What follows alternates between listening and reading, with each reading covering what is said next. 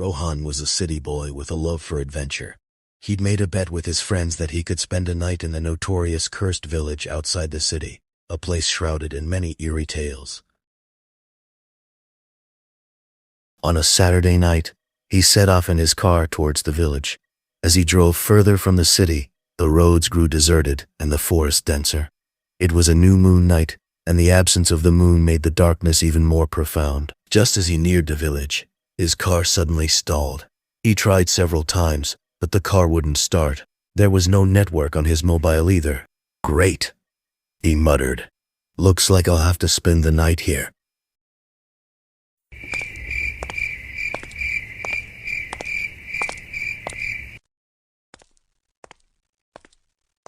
He started walking towards the village. The village was completely deserted. Broken down houses, wild grass, and an eerie silence that pierced his ears. Even the wind seemed to have died down. In the middle of the village stood an old well. People said that many years ago, a woman had jumped into this very well and taken her own life, and her spirit still wandered there.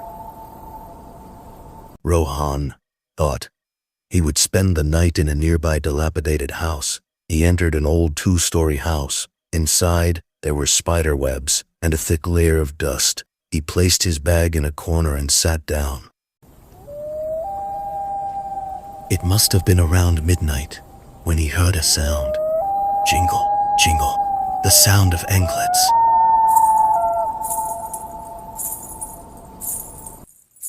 Very faint, as if someone far away, near the well, was walking. He thought he was imagining it, but the sound slowly grew closer. Jingle, jingle, jingle, jingle.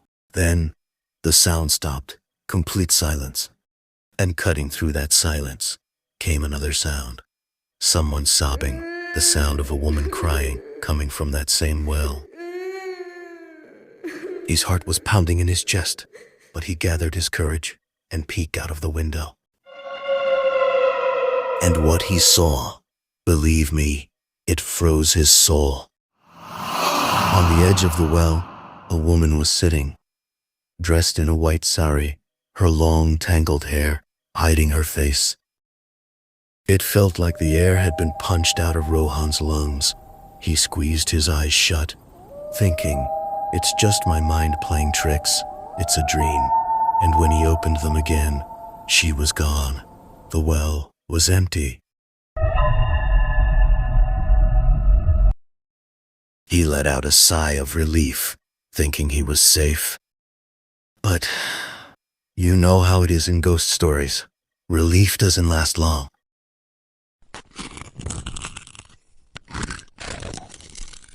Just then, scrape on the door right behind him.